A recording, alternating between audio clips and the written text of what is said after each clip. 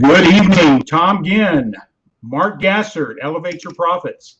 Hey, good evening, Absolutely. Mark. How are you doing, buddy? I'm doing tremendous, and I am very excited about the queen of cold calling that's here tonight. You know, when I think of Wendy, I just want to say one thing, and I'll let you go, Tom. I think of that song "Dancing Queen," if because she does come from a discipline of dance, since she is and has mastered the art of ballet, or still is, and she still dances today, and has that warrior mentality. I like to say, brings it to the table, the forefront. But I always think of the ABBA song about dancing queen, cold calling queen. That's I'm not making fun of Wendy. I love what she does. Tremendous performer. So that's all I got to say, and I can't wait to see what she brings to the table this evening. Yeah, I as well. You know, both of us being in business and sales. I'm dating myself a little bit, going back to 1983 when I got into the sales business. So that's quite a while, and I wish I would have had her in my corner early on in my Yes, career. But absolutely. yeah, but anyway, tonight's program, Elevate Your Profits, and we're all about helping that person maybe aspiring to be in business, the solopreneur, the small business owner. We bring in guests that can share their story, what it takes to succeed, you know, even when dealing with the struggles of being in business or in sales. Um, so tonight, I'm really excited to bring in our guest. I was introduced to Wendy through one of our colleagues out there on the live streaming platform, Jay Skinner. And I saw that interview and I said, we've got to have Wendy on Elevate Your Profits, is because there's so many modalities out there of marketing and sales, but ultimately, I think the art of picking up the phone is a lot of people trying to avoid that. But nothing happens in the process until we have that conversation, whether it's the introduction call or the conversation to put ink on the paper, as I say. So I'm really excited to bring in Wendy Weiss. Wendy, are you ready to come in? Ready to come in. Yes. And Mark, I have to say there are many kinds of queens, and I am indeed a dancing queen and the queen of cold calling. Yes, thank you so much.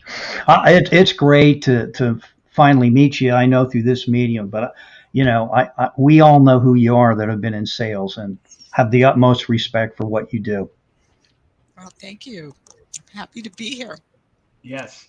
Why don't you share with everybody a little bit about where you're from, a little bit about your background prior to what have been doing for a number of years in this arena. People love to hear a little bit about you. Absolutely. Well, I will start out by saying I am known as the queen of cold calling. I am a sales trainer. I was never ever supposed to be the queen of cold calling or a sales trainer. I was supposed to be a ballerina. I grew up in Pittsburgh, Pennsylvania. I moved to New York City, where I still live and work. I moved here when I was 17 to dance. I studied at the Joffrey Ballet School. Wow. Then I went back to Pittsburgh. I danced with Pittsburgh Ballet Theater. I danced with the Cincinnati Ballet. As you may know, ballet is one of the most difficult and exacting art forms. However, along the way, like many artists, I needed a day job. And I got a job with a telemarketing agency that did business development. And it turned out I was good at it, which was a complete surprise. Because if you know any dancers, any ballet dancers, we don't talk. We dance, but we don't talk. And so I did that day job for a while. And then I started my own business where I had clients that I'd represent. And I did business development for them. And then from there, I segued into the business that I have today. Today, my company, we're a sales training consultancy, and we work with business owners that are selling or business owners that are managing a sales team. And we help them significantly increase the number of qualified appointments so that they can build their pipeline and ultimately close more sales, which is what it's about. You know, Wendy, I was looking at your resume, and I tell you what, you know, it's one of the things that being a person of that discipline in the ballet, it tells me a lot, because I think that just having that type of discipline, the work necessary to refine that art, is no different than in business or in sales. It takes discipline to craft yourself in a way that you become more effective. So just because you come from a background of dancing, I think just that discipline itself speaks for itself. So I was looking at your resume here. You're an author and a speaker, and you've been who's some of the clients you've represented in the past, if that's okay with you. I don't know if your clients want you to mention their name on live stream, but anybody you'd like to mention out there, types of companies or organizations that you've helped improve their business? Well, we focus right now. We've done a lot of work in the independent insurance agencies, and in that niche, we do a lot of work with folks in commercial real estate. We do a lot of work with SaaS and IT companies, consulting companies, like management consulting companies. And the focus of our work really is at that front end of the funnel, building that pipeline of opportunities. Because let's face it, if you don't have a pipeline, you don't have any sales. Exactly. Yeah. And I also see you've been published in the New York Times, BusinessWeek, Entrepreneur Magazine, Selling Power, Inc., and Forbes. So now I'm here. And now you're here on. I know. Yes. We are quite honored to have you here. That's an esteemed recognition to be out there in those mediums. So we're honored to have you here tonight. I know we're going to be talking a little bit about a simple 3-step method to increase qualified appointments of sales. And we'll be talking back and forth. We've got a number of people there's got some comments in already, but we're ready to roll. Mark, you got any questions before we jump in? Yeah, I sure do. Wendy, you talk about, and there's that word, that cold calling thing. Some people like freeze up on it.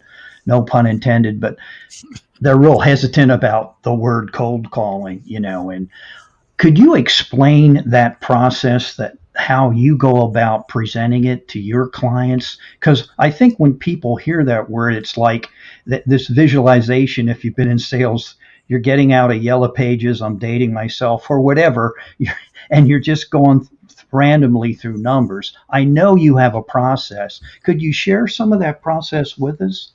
Absolutely. And,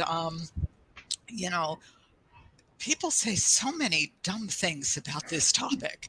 And one of the dumb things they say is, oh, you open up the phone book and you just call anyone. And really, who wants to do that? They also say that it's about learning to handle rejection. Like you just have to toughen up and learn to handle rejection. And who wants to do that? And, go through the no's and the hang-ups until somebody says yes to you. Who wants to do that?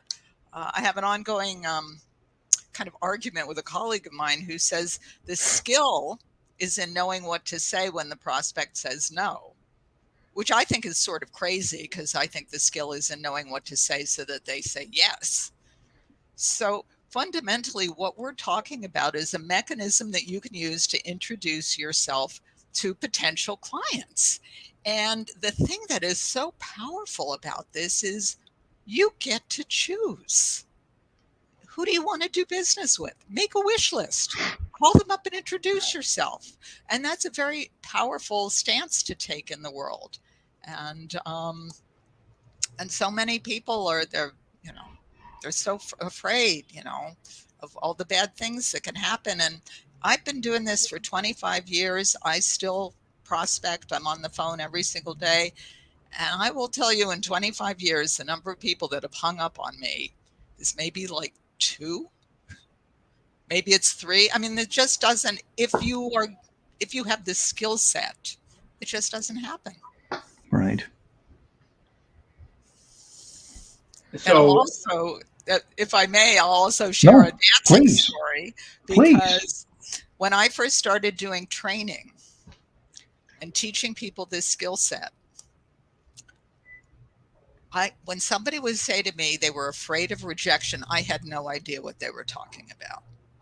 Because this is what happens when you go to a dance audition.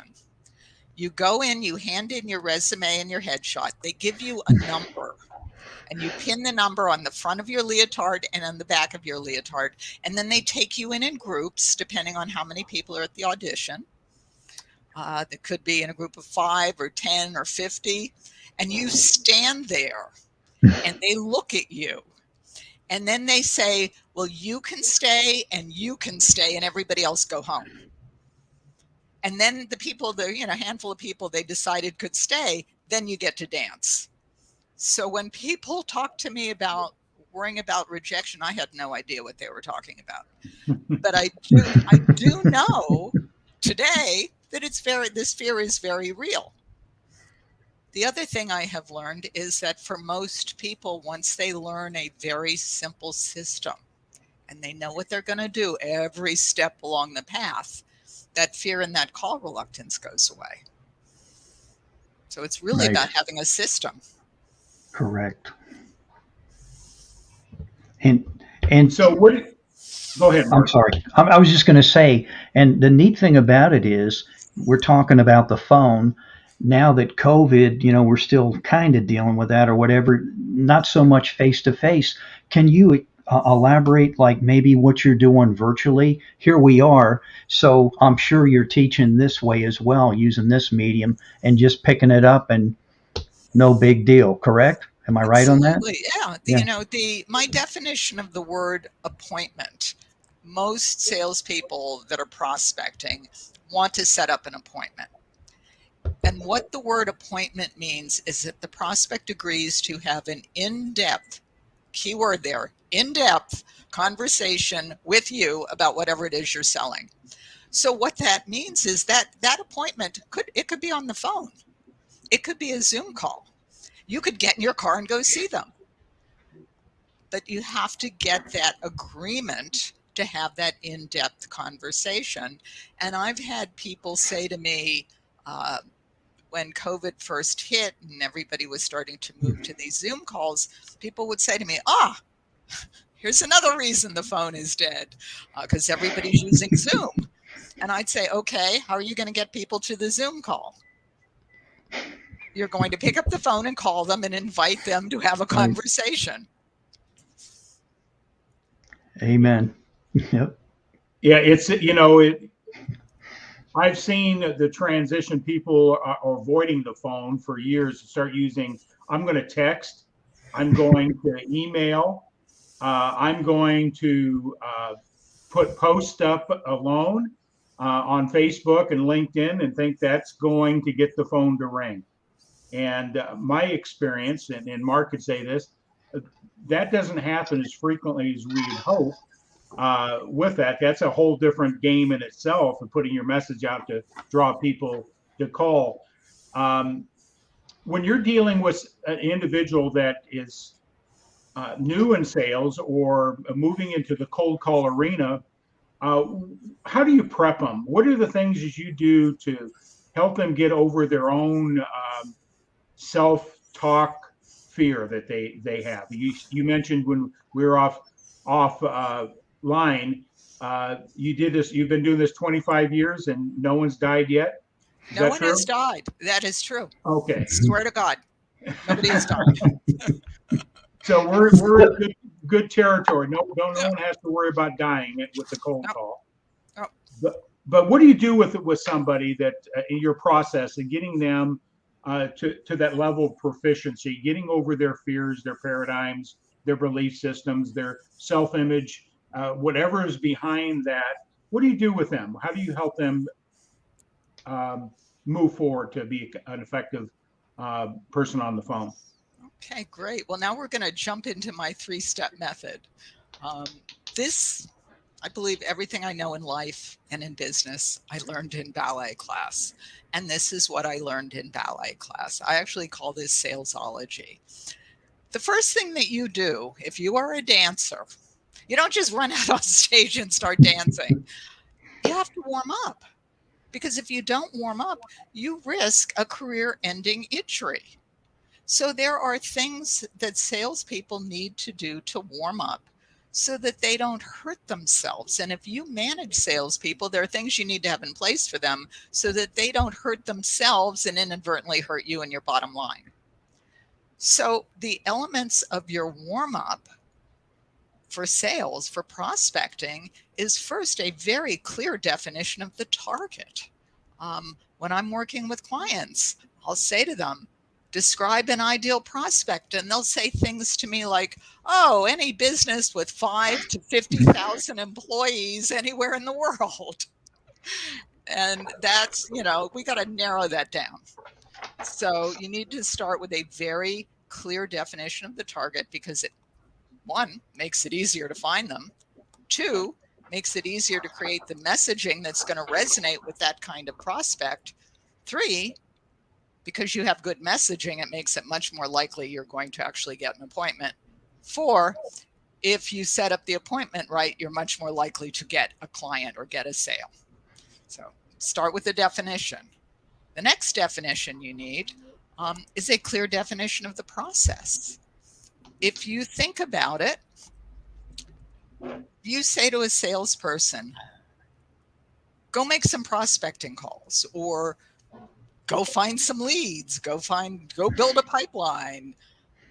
There are a lot of questions they have. Well, how and who? We just talked about who. Am I going to call? Am I going to email? Am I going to text? Where am I going to find them? What am I going to say? What happens if I get voicemail? Should I send an email? Well, how many emails should I send? These are all process questions. Define it ahead of time, because when you define it ahead of time, you can benchmark it, you can measure it. Then you know how it works. You can tweak it. Right. The third part of the warm-up, and we are still on the warm-up here, because you don't want to have that career-ending injury or that injury to your bottom line if you manage salespeople. The third part is a clear definition of the message. Because if you think about it, if you manage salespeople, they're telling your story. If you have just hired a new salesperson, they don't have a story. They're telling yours, your company, your product, your service. So you want them to tell it in a way that is very compelling, because when they do, prospects not only open up their calendars and book appointments, they return phone calls. They respond to email. So this warm-up is what you have to have in place before you ever start prospecting.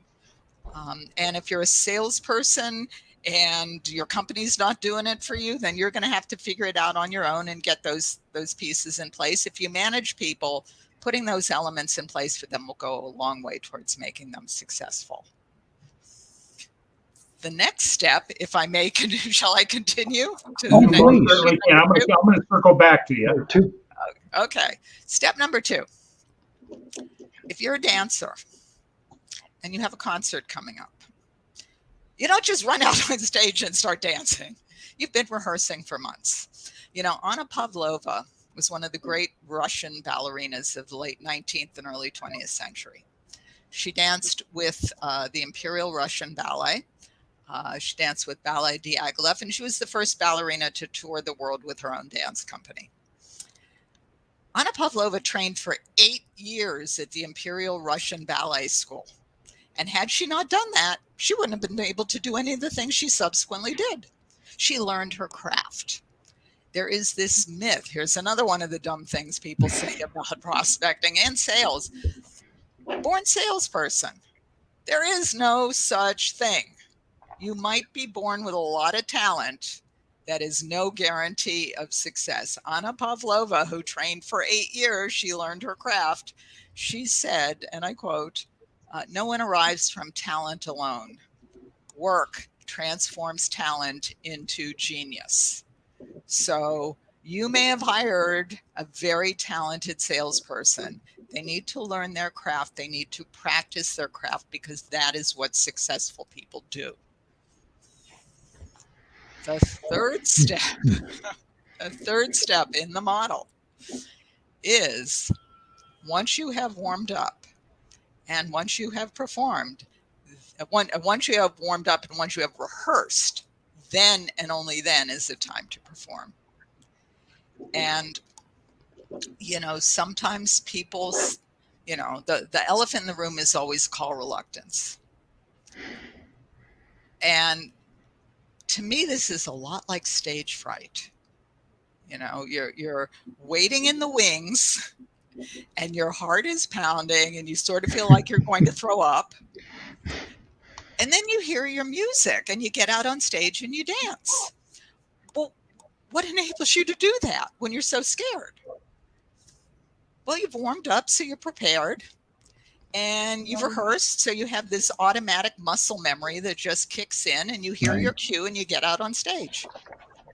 And so it's the same thing here with salespeople, that if you have warmed up and you're prepared, or you've warmed up your team and they're prepared, and you've learned your craft, you practiced your craft, so you have that automatic muscle memory, that is what enables performance. So that's what I learned in ballet class. Warm up, rehearse, perform. That's beautiful. We got Patrick Tenney just made a comment. Where does hunger fit into the equation? Hunger is a good motivating thing. However, hunger in and of itself is not going to be enough if you don't warm up, rehearse, perform. Because a salesperson that's hungry and can't sell anything will ultimately get fired or go find another job. And we've got a couple of comments coming in here. We'll sort of acknowledge them. Ernest, thanks for jumping on, Ernest. And reluctance. Robert. Yeah. Do you want me to read this one, Tom? Yeah, please do. Yeah.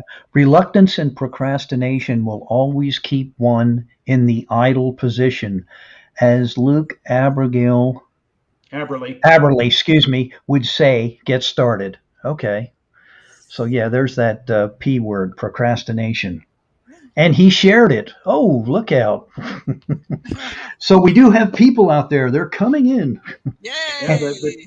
And he says, and there it is again. Yeah. Reluctance and procrastination. Yeah.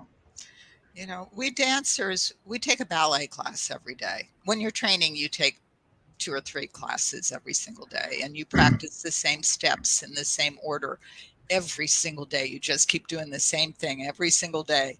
And you go to class and you fall down, you get back up, you try it again. You go to class the next day, you fall down, you get back up, you try it again. But you know what happens? Over time, you can execute these very difficult dance moves. And the good news is it does take 8 to 10 years to train a ballet dancer. It will not take anyone 8 to 10 years to learn this particular skill set. We do our program we have people that are efficiently and effectively setting appointments in a matter of 2, maybe 3 months. Okay. We got young business prodigy here, Luke Aberley. He's on tonight. Here's a young man that has no fear. He's 12. He does a lot of consulting and with adults in business. This is an 12 years old. Man. Wow. Luke, thanks for jumping on. You'll learn a lot from this lady tonight. So thanks for jumping on, Luke. And we got a couple of comments here about Dan. All right, Ernest. I love it. All dancers welcome. If you're out on a dance floor, no one's really watching anyway. So just have fun, right? So that's right. I want to circle back to something. Who alluded to it is Patrick. Where does hunger fit into the equation? I like to things I've encountered, and just maybe we can get some clarification. Is in sales or in business, I think your why is so important. Why you're doing what you're doing, and not just the product or service that you're trying to get the appointment. What is your real reason for in this craft or in this avocation or in this business? Where does that play in a person's success? Having that vision, purpose, and why for what they're doing and becoming more proficient. Do you think that has a place? Oh, absolutely. It's vitally important. You have to believe in what you're doing, whether it's the product or the service, or that you are giving service, you are helping people, whatever it is, you have to have that in place first. And if you don't, go find something else to do. But you need to have that foundation, that reason. That in and of itself is not enough for success. That's a starting point. Yeah. And then And I just want to make this comment. What I yeah. have found over years is, as I've understood, I'm a personal development coach, is when you're really tied to your purpose and your vision, fear is no longer the obstacle. It eliminates fear. Right. So a lot of people aren't clear why they're doing what they're doing. And so there's reluctance there. There's no belief there. There's no passion or purpose behind what they're doing. So I just encourage people out there to get, why are you doing what you're doing? Yes. And then fear is no longer an obstacle. It doesn't become an obstacle. You can't teach hunger. This is Patrick. You can teach work ethic. I would have to agree with that, Patrick. Yeah. And I think, what you're talking about, being a dancer, that's that work ethic, showing up every day, doing the stretch. I mean, doing you have a process that you go through, right? You just don't get to the bar. You're mentally getting ready while you're getting your slippers on or your dance shoes or whatever the case may be. You're mentally getting ready to warm up. Yes. And then the bar, BARRE, that is our warm up. Yeah, don't say cheers, right? Don't say cheers. We don't talk, remember? But that puts you in the right place to do what you need to do. In your process at training individuals, organizations, how do you move them? Do you help them craft their messaging? Yes. Okay. Yes, we take everyone in our programs through a process. Sometimes it involves the managers too, because if there's a new hire, they don't know the answers, so we involve the managers, and we take them through a process of looking at the market and analyzing. And this is so hard for so many people, because the real secret here is to understand. Everybody wants to talk about what they do, but nobody cares what you do. They care how they're going to be better off when you finish. So taking them through that analysis so that they can identify those outcomes, those results, and then also using language so that they sound like their prospects. What we're going for is the prospect hears themselves speaking. And I believe in scripting, you always want to have a script, which just means you're prepared. But the script has to be written the way the prospects speak. And that's really hard too, because most industries have a jargon, and salespeople in that industry want to talk in that jargon. The problem is that prospects don't know what they're talking about. Okay. I want to just make a note here for those that are jumping in. You have, though anybody's here tonight, you're offering a bundle, an opportunity for a gift, right? Yeah. And I want to put that up. I think Patrick had to jump off, but I just want to put this up. You're providing a free gift for anybody that comes on, and that's the link there. What's in the bundle that you're providing them? There are 2 guides in the bundle, and the first guide is the Cold Calling Survival Guide. The subtitle is Start Setting Appointments in the Next 24 Hours. So that's for any of you that, if you are prospecting, you are making calls, or if you manage, it's for people that are calling. So if you manage people, give it to your team. And then there is the second guide is written for the times we live in, the Business Owner's Guide to Scheduling More Qualified Appointments when their prospects are all completely freaking out. So written for today. Yeah, there's a bonus for anybody that's watching this tonight, and of course they can reach out to you, find out more about your services. Being prepared. I'd like to go back to Mark. If you got a question, jump in here. I will. What, you're in a specific industry. You've identified who the likelihood somebody would take advantage of your product or services.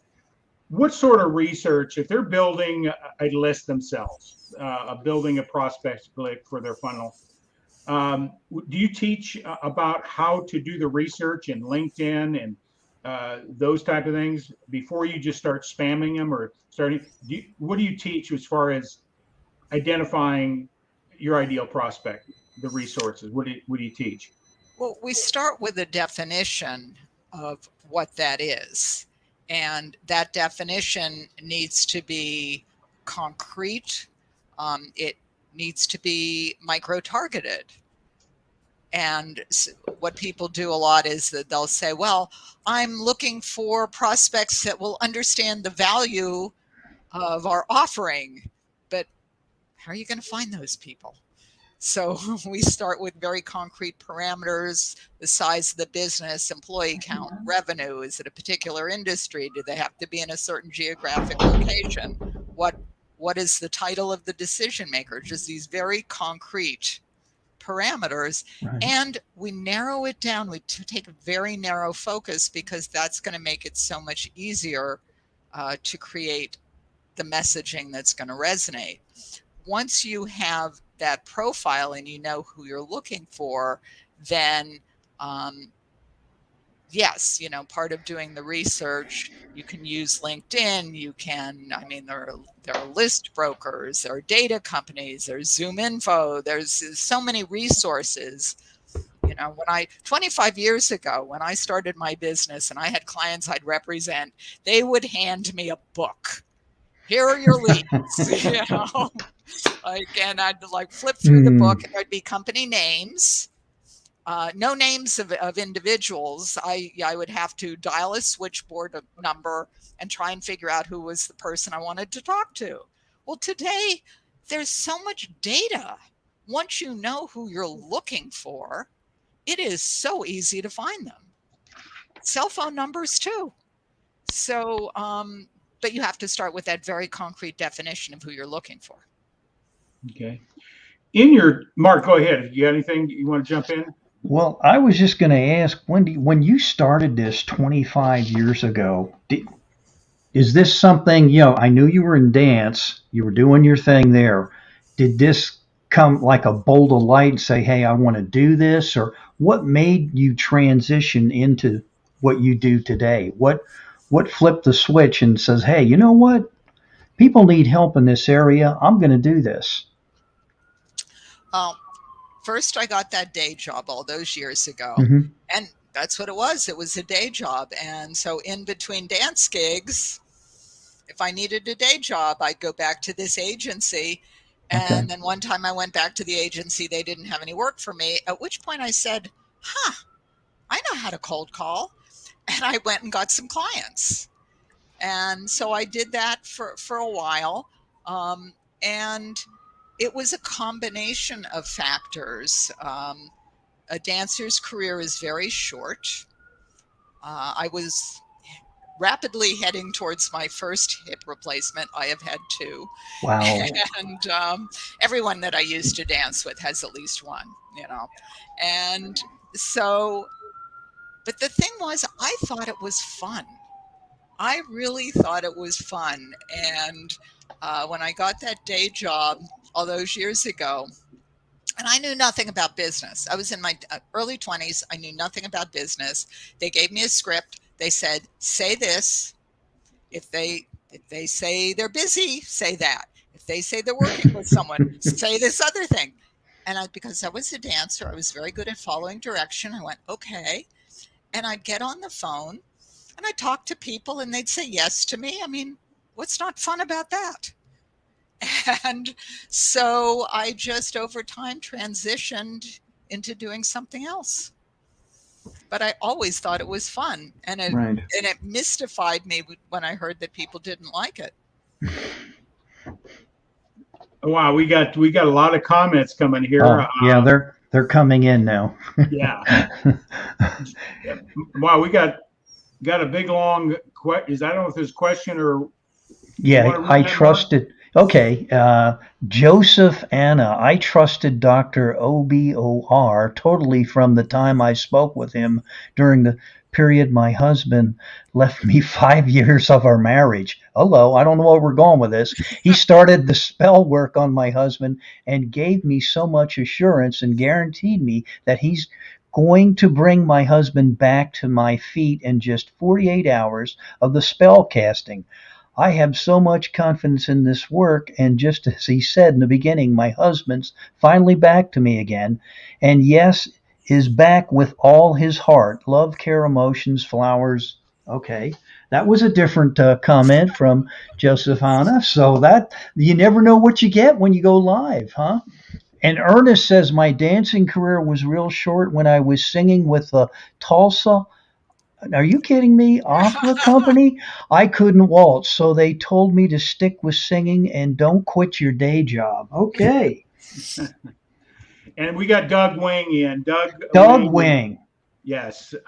Cold calls are very Ineffective. Ineffective. Huh. Yes. Well, Well, cold calls are as ineffective as the person that's making the calls. right. You have somebody that knows what they're doing, cold calls are very effective. Yeah. Right. Doug's all about relationships. He's a great personal relationship out there. He comes from a giant ladder. His dad was the founder of that company. So The little giant. the little giant. So I got to comment on this because I think that's a fundamental misunderstanding of what you're trying to do. You're trying to introduce yourself to people so you can start a relationship. You can't build a relationship with somebody that doesn't know you. And so I think that a lot of people misunderstand and they think the idea is, hi, give me your credit card.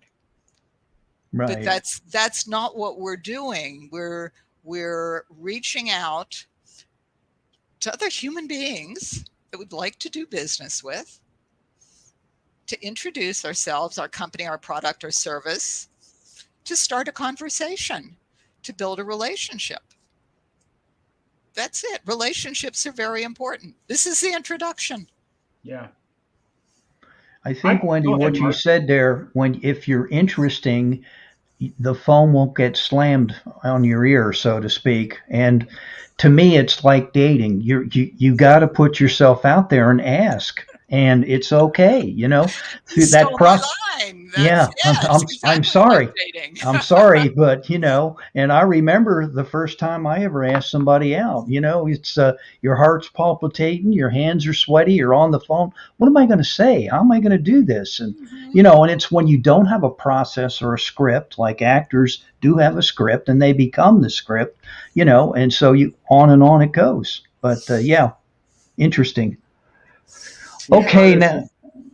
There are two schools of thought about cold calling. Some say it's the greatest way to build a client base. Others say it doesn't work. I agree with Wendy. If the cold caller knows what they're doing, it's great. It works. So there you go. Yeah. Here, Ernest. And we got Jerry Eisenhower in. Hi, Jerry. How you doing? Yeah, I love this. Yeah. How often do you get hung up on? Never. Never. Yeah. Wow. And that's something I think people want to know. How did you make that happen? And I think that's an important factor. We're getting hung up on. There's something fundamental we're doing wrong. Would you agree? Absolutely. If everybody that you talk to says, I'm not interested, and slams down the phone, that means they don't think you're saying anything interesting.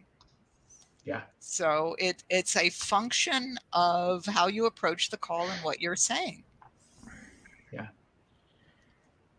Mark, you encounter this more because in the nature of what you're doing is selling sales training programs. Ooh.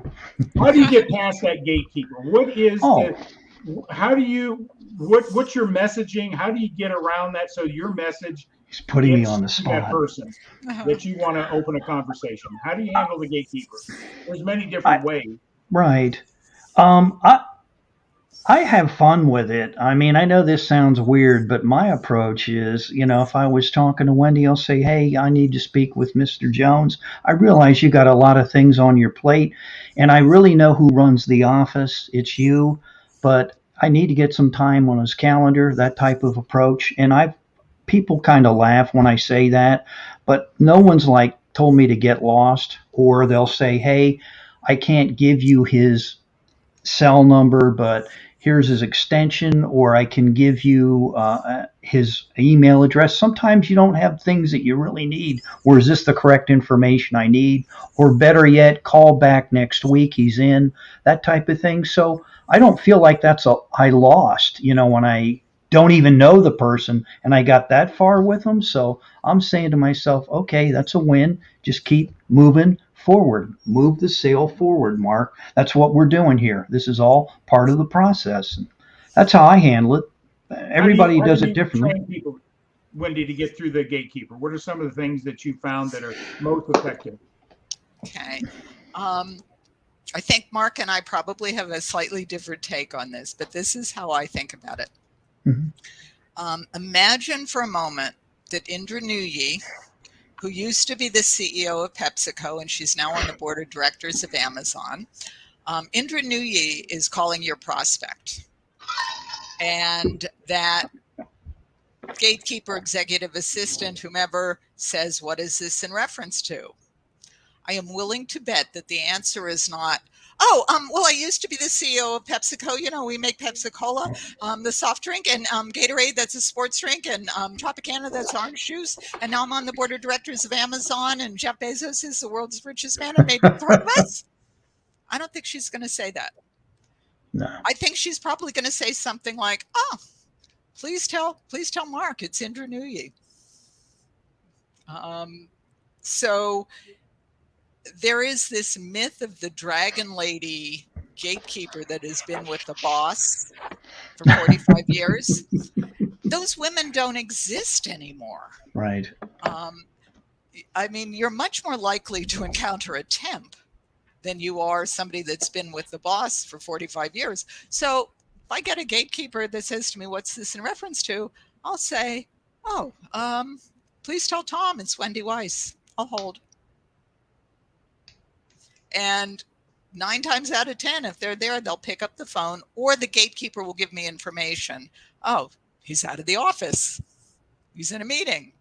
I'll ask some questions. I'll call back whenever the gatekeeper tells me to call back. So it's a very streamlined, efficient approach. So you get through the gatekeeper, and they put you into his extension, and it goes to a voicemail. What type of things you leave in a voice message or a voice mailbox? Well, we do a voicemail campaign, which is a series of voicemails and emails that you leave over time. So we will leave a message. The goal is simply to get a response. Either because if I leave a voicemail, I'm also going to send an email. I do both. It's not either or, it's both. So I leave the voicemail and I send an email, which says exactly what I said in the voicemail.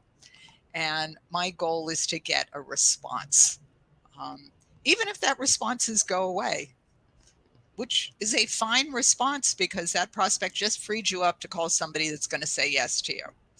So the idea in a voicemail is simply make sure they have your contact information and talk about a result and outcome, some kind of benefit that your clients get from working with you, not what you do, how they're better off after you finish.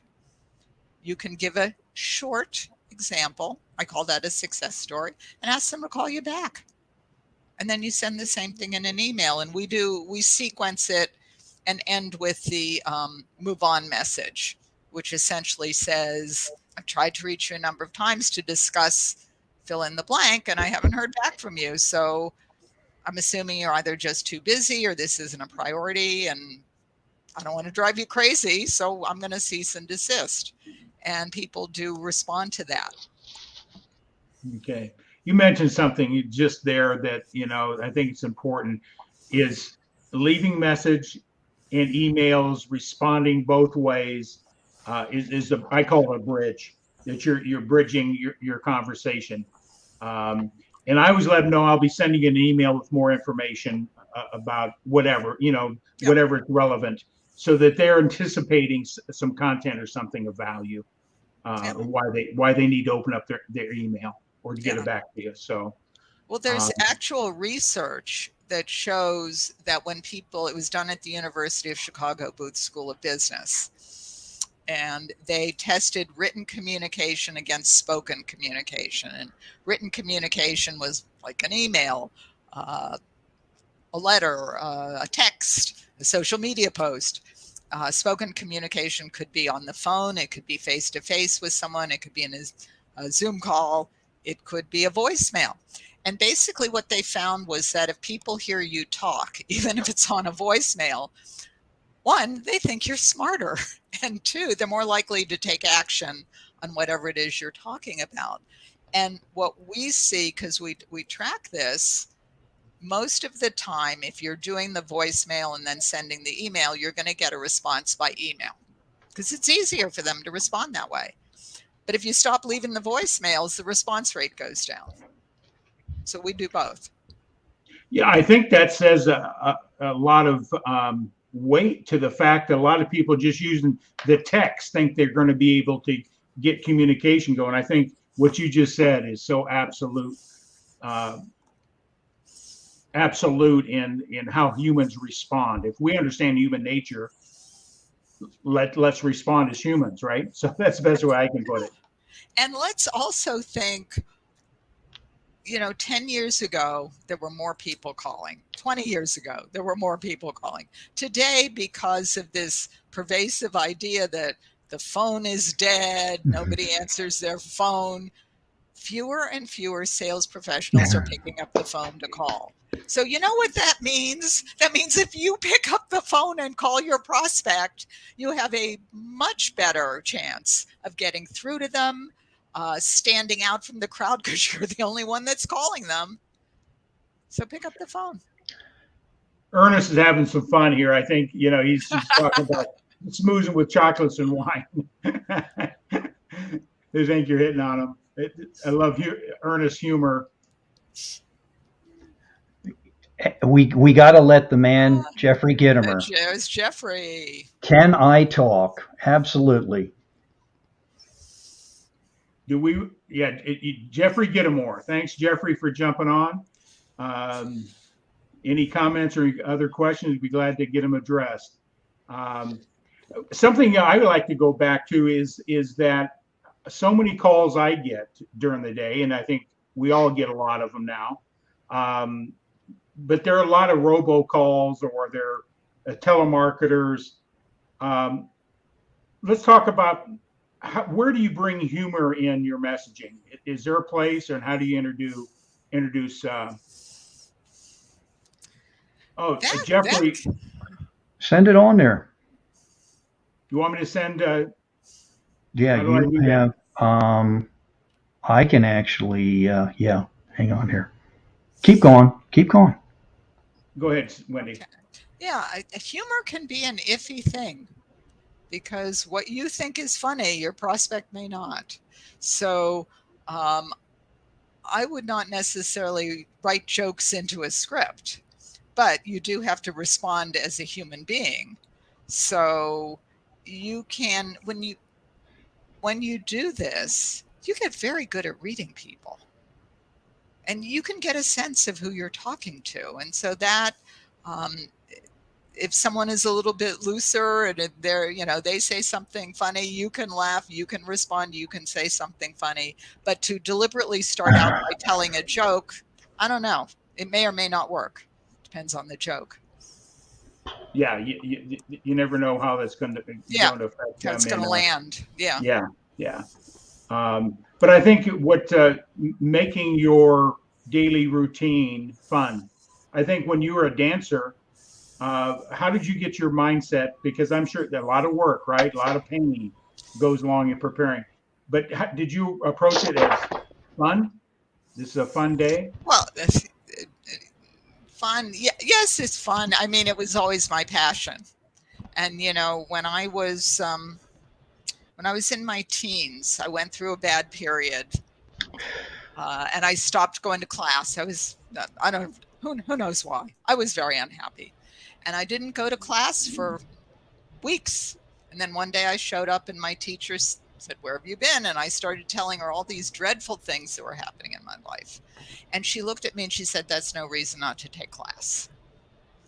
And you know what? She was right, because that just made me feel more depressed, because it was something that I loved to do. And so you get into this head, you take class every day. That's what you do. And I think that when you get into the habit, it's like anything else. When you get in the habit and you do it every day, and that's what you do every day, it's so much easier. Jeffrey posed a question on video, and I think I know where Jeff is coming from this. Today's medium of email, this is something I know, and I've been using video in my email for, almost 2 years now. I find that I get a much higher rate of open and, the personal connection quicker. Are you teaching or training people how to use video effectively in their email, like with Hippo Video or some of these other platforms? I think you are right. The open rate for video is significantly higher, but that's not something that we train on. Jeffrey Ginnemer is asking if he can be invited on. I don't have Jeffrey's email. I'm doing it. I just sent it to him. Okay. Wendy, do you know Jeffrey Ginnemer? I do indeed. As a matter of fact, my very first book came out in 2000, was Cold Calling for Women, and it had big pink phone on the cover. And Jeffrey was gracious enough to read through it and give me a testimonial. He said, "If you can cold call in New York, you can cold call anywhere." Say that again. If you can cold call in New York, you can cold call anywhere. You can cold call anywhere. You can make it there. You can make it anywhere. Yeah. So I don't know if Jeffrey's going to jump on or not. I don't know how to get him the link. So, Mark, is that something you know how to do? I sent to him. It went to Jennifer and Jeffrey. So. But in your platform that you have, we would go back to the bundle. So they're going to get what in their bundle? The Cold Calling Survival Guide. Okay. And the subtitle for that guide is "Start Setting Appointments in the Next 24 Hours." It is for somebody that is prospecting. If you manage people that are prospecting, download it and give it to them. It's a step-by-step system to start setting more appointments in the next 24 hours. And then the second guide, written for the times that we live in today, is the Business Owner's Guide to Setting More Qualified Appointments when their prospects are all completely freaking out. And that's 12 steps, 12 actionable steps to increase sales now. Okay. Do you mind if we bring Jeffrey in, Mark? Oh, that'd be great. I got it. And I direct messaged him 2 different platforms, so I'll just do this and send it to him.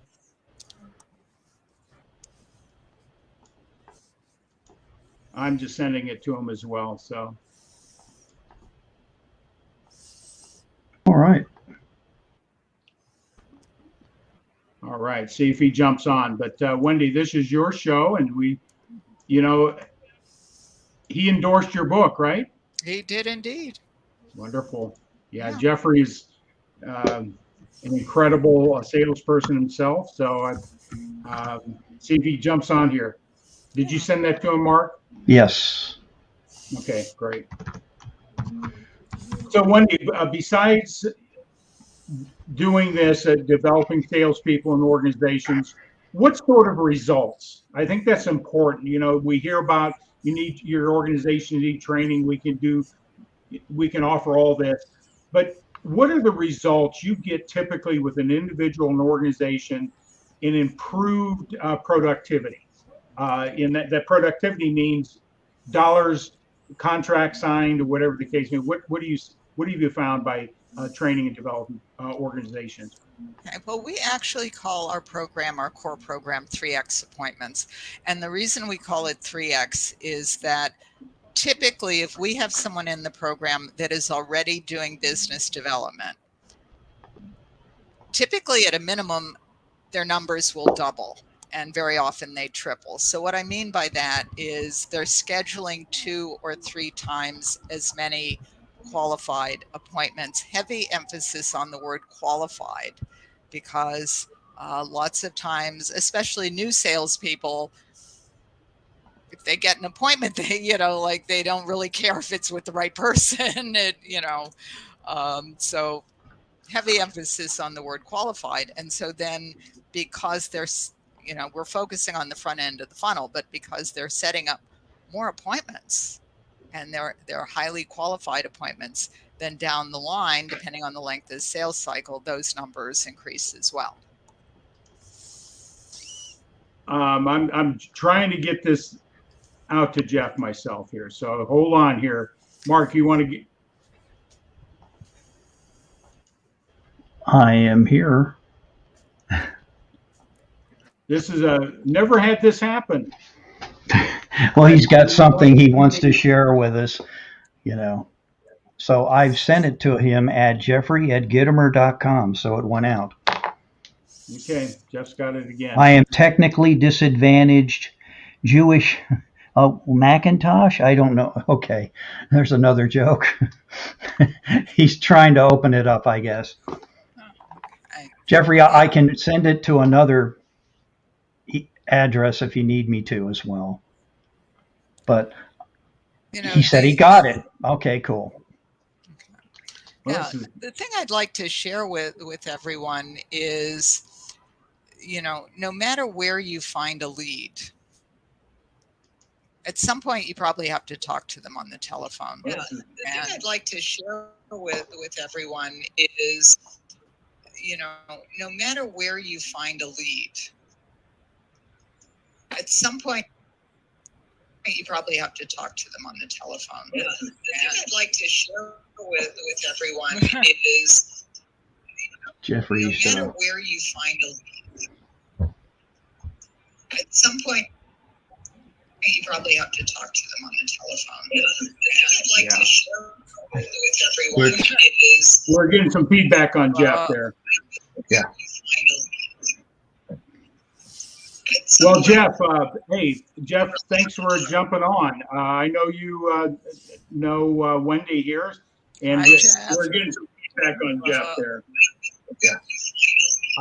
I'm getting feedback. I don't know where that's coming from. Jeff, hey, Jeff, thanks for jumping on. I know you know Wendy here, and we're getting some feedback on Jeff there. I don't, hold on. Is there something I can do I don't know where that's coming from. Jeff, hey, Jeff, thanks for jumping on. I know you know Wendy here, and we're getting some feedback on Jeff there. I don't, hold on. Is there some, that's coming from Jeff. if you, jumping on. I know you know Wendy here, and we're getting some delay. We're getting some delay. Yeah, I have no idea what's happening with the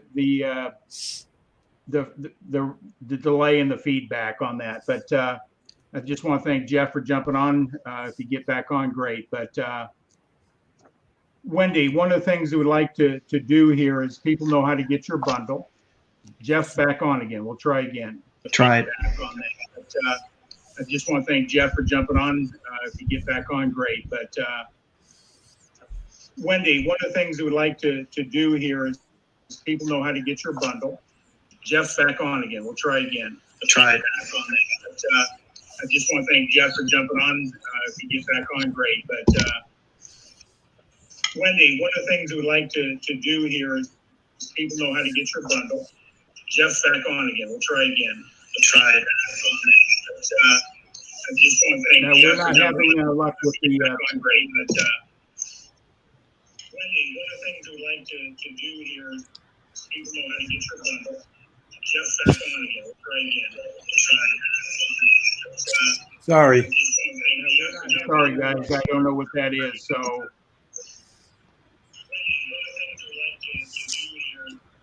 Jeff, can you try to speak?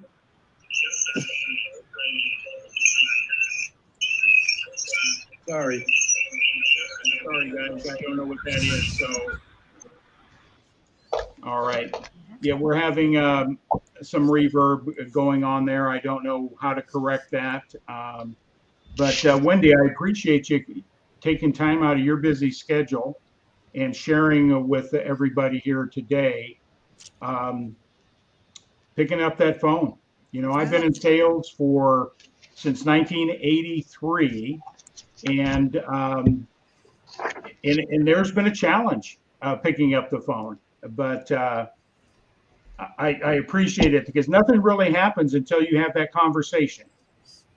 Nothing. Wherever you find that lead, nothing happens till you talk to them. Exactly. And you know, one thing I didn't share with you, Tom, when you were making your banner, but I'll share it with everybody right now. You can also call me. 866-220-4242. I am a phone person. So well, that would make a lot of sense. I didn't know if you'd want to have your phone up on. Yeah, absolutely. I should have given you the phone number. I'm going to put it in here. Okay. So 866. Just 1 second.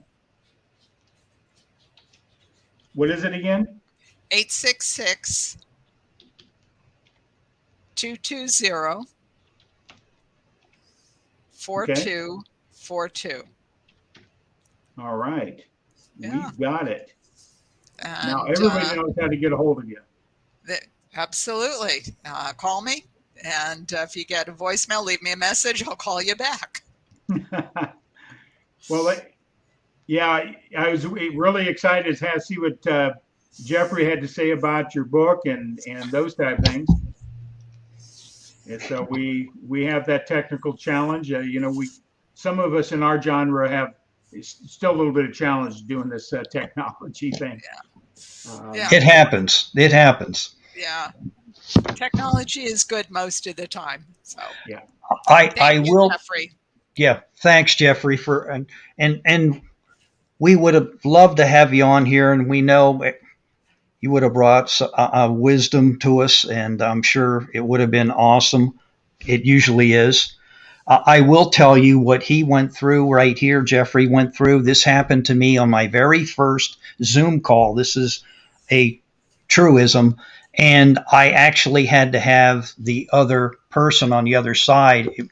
My system wasn't working. It wasn't syncing. So they had to reopen up everything and still wound up with a sale, but it was hilarious. You had to be there. So I told them, go to this website, do this. I couldn't see the screen or anything. It was a trip. So I was doing it by phone. So, but it all worked out. Well, guess who we have on now? The man himself. Hello, Mr. Gettamore. I had to quit Facebook, and I didn't realize it. You can't be on Facebook and StreamYard at the same time. Oh, yes. Yeah. Okay. Minor detail. It's all right. So, Wendy and I have probably known each other for, I don't know, 20 years. Well, you gave me a testimonial for my first book, Cold Calling for Women. Yeah. Because women are my favorite gender. I'm not sure if you're aware of that or not, but I have 4 daughters, 4 granddaughters, a wife, and 2 dogs, and they're all girls. So I have no men. But the challenge, and I'm a New York City salesperson. I cold called in New York City for 3 years, where up yours is typically a greeting, and who the hell are you? But they use F-bombs interspersed in there, and I don't know what your audience is, so I don't want to. That never happened to me. Not once in New York City. Never. So I've made I don't know, 1,000 cold calls in New York City. Made a lot of money. But as I grew older, my definition of a lot changed. You can make a living making cold calls, but you can't make a fortune until the customer calls you. And so I morphed my whole process from being a value-driven person to being a cold call person to being a value-driven person, and my phone rang. Now, it won't help anybody who wants their phone to ring tomorrow, but it will help somebody who wants to get their phone to ring over an extended period of time. So in my 25 years of speaking, I've never made one phone call to book a speech. Not one. Not a cold call, not any outreach. I just finished with a customer today. Had seen me a couple of years ago give a talk. 3 of his people called up and gave me a lot of money to come talk to their group. But that takes time. And new salespeople have no time. And new sales bosses have less time than new salespeople. So they say, go make cold calls. And one of the problems with cold calling is most people don't do it correctly. That's why Wendy makes money, because most salespeople suck, or at least they suck at sales. They may not suck at life, but they suck at sales. And we disagree in some of our philosophies. I'm not a scripter. I'm a talker. If I read something, I feel like I'm not myself. Salespeople So I should follow never the Dale read Carnegie scripts. rule of be yourself. Pardon? I said salespeople should never read scripts, but they should have them. And actually, all salespeople use scripts, because let me comment on this, because you probably, Jeffrey, have a way that you introduce yourself, or I'll just talk about all salespeople. They have ways they introduce themselves. They have elevator speeches that they kind of use.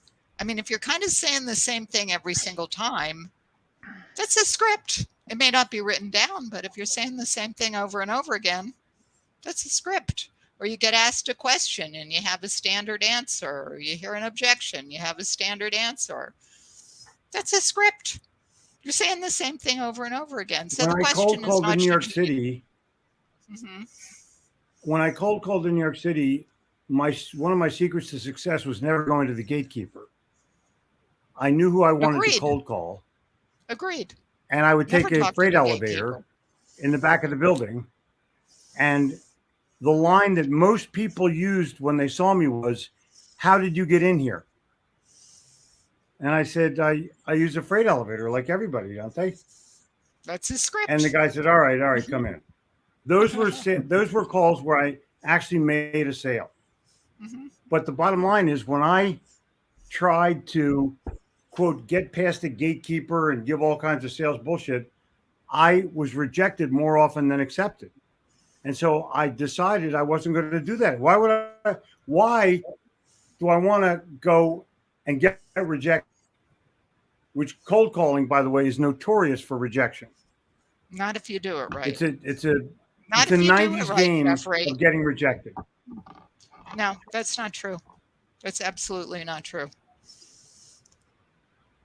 All right, it's a 70s game of getting rejected. No, either way, it's more than half. 2021 going into 2022 game of talking to people on the phone and getting a yes. That's what it's about. What I'm hearing from both of you is you just got to take action with the way that we feel the most. But you can't text somebody if you don't know them. You can't text somebody and go, "Hey, I'm Jeffrey Gittimer. I'm the world's greatest sales guy." There has to be some reason for them to want to call you. So I recommend to salespeople, join a LinkedIn group, do some social media posting that might get somebody to click and talk to you. Might. And then before you make your sales pitch, have a cup of coffee. And you can have a cup of coffee remotely by sending them a box of K-Cups and a coffee mug and saying 8:00 on Tuesday. They will show up 100% of the time if you K-Cup them and mug them. And mug is not the New York City mug. It's like a coffee mug. And I mean, that's my probably experience. not during COVID. Depending on where you are, probably wouldn't work right now. Pardon me? I said depending on where you are in the country, that probably might not work right now. But, Well, hey, I'm on a Facebook, so I'll be right back. I think that, what Jeffrey has to say, certainly, building value, building relationships over time makes complete sense. And one of the ways you can do that is just introduce yourself to people. I pick up the phone and say, hello, it's Jeffrey, not, hi, I'm Jeffrey Gittimer and I have a sales pitch. And people all over the world, they don't know what time it is in Charlotte, North Carolina. They don't care. They have no idea what time it is in Charlotte. They call it all hours of the day and night. And I pick the phone up. If I'm sleeping, I fake like I'm awake. And I've made more sales at midnight than most people make during the day. But it's because I put value out for 25 years and I get calls back. And most people aren't willing to put out value. They think, well, if I give all my secrets away, no one will, which is total bullshit. Yeah, it's total. Everything I know is in a book.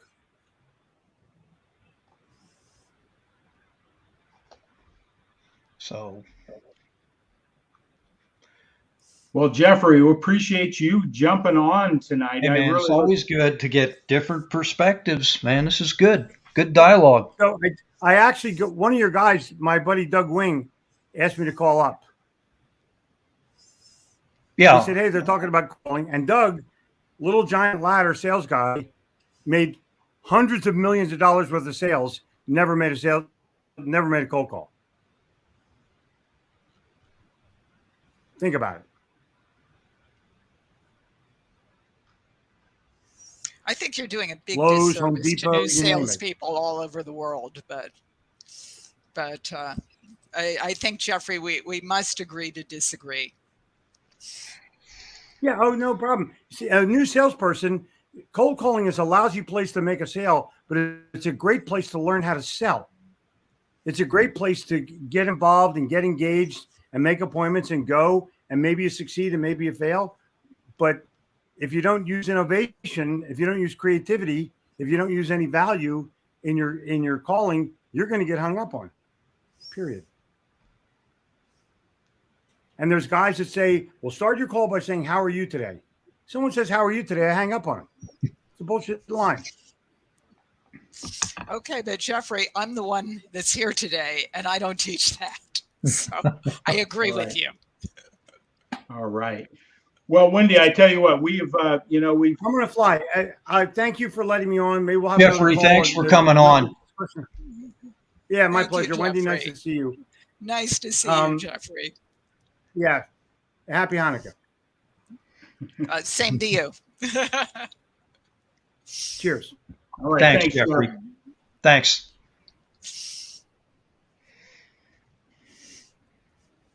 And there's all sorts of views on. We heard it tonight again, but it all starts with a conversation. How you develop the conversation, it's got to start somewhere. And I've been in the business a long time, and how do I start my relationship? There's many different ways, but ultimately, I have to rely on this thing called the phone. So. Yeah. And, I want to say something about this concept of offering value on a call, because the idea is salespeople, we always want to be offering value. You can't offer value to somebody that will not talk to you. So Step one is get them to talk to you so that you can offer value. And so I do not disagree with anything that Jeffrey was saying, except I think it does a disservice to new people, to new salespeople, to entrepreneurs, business owners that are starting out, that don't have 25 years of building value, so everyone's calling them. What are they going to do? And what they can do is pick up the phone. Yeah. And I'm in agreement with you there. It's 25 years, I've got people to follow me, so, and has some value. But it all started years ago. That reluctance to pick up the phone, that fear, and you help people get through that. And, so I appreciate all that you've done tonight, and sharing the importance of the phone and the cold call. Mark, you got any comments? I thought you did a tremendous job. We got two different, not necessarily schools of thought, just variances. It's kind of like an approach to the plate in baseball. The object is to hit the ball. Everybody might have a different approach, when they step into that batter's box, because I love baseball. I umpire it. So, and that's what it's all about. But the final objective is to hit it dead center. And, as I say, send a message as the ball leaves the bat, and if you're doing that, 1 out of 3 times, that's not too shabby, even in cold calling, whatever you want to call it, and sales calls, I would say that's pretty good. If you're 1 for 3, day in and day out, that's pretty good. So absolutely. Yeah. So thank you both for inviting me to be here today. It was fun. Fun to get to know you, and it's always fun to talk to a dancer, because I don't know too many people in your discipline that are doing what you do today. So I think that's very unique in itself. And I consider you an athlete. I know you're a dancer, but to me, dancers, particularly a ballet, they're athletes. Yeah. Yes, yeah. They really are. And candidly, if I weren't here with you this evening, I'd be in ballet class. Really? I would. 6 o'clock Monday night. I'm in ballet class. I do have to ask, do you not still perform somewhat? Do you still, do you? Every once in a while. Uh-huh. That's incredible. Yeah. It's really fun. Well, we got the bundle out there. So anybody out there that wants the inside, Wendy's contact information is there as well. And don't hesitate to give her a call. She'll help you build that pipeline, build those relationships with that cold call. So, in parting thoughts, any last message you would like to leave with the audience tonight? Yeah, I think Henry Ford said it best. He said, either you think you can or you think you can't, and either way, you're right. And nothing happens until somebody sells something. So pick up the phone, take the power. It's yours. Pick up the phone, talk to the people you want to talk to, start to build the relationships you want to build, and be prosperous and profitable. Yes. Right. Have that positive mindset. Yeah. This is something I learned a long time ago, and do you teach this? And we'll sort of wrap up this. Is I ended every day in my sales business with something positive.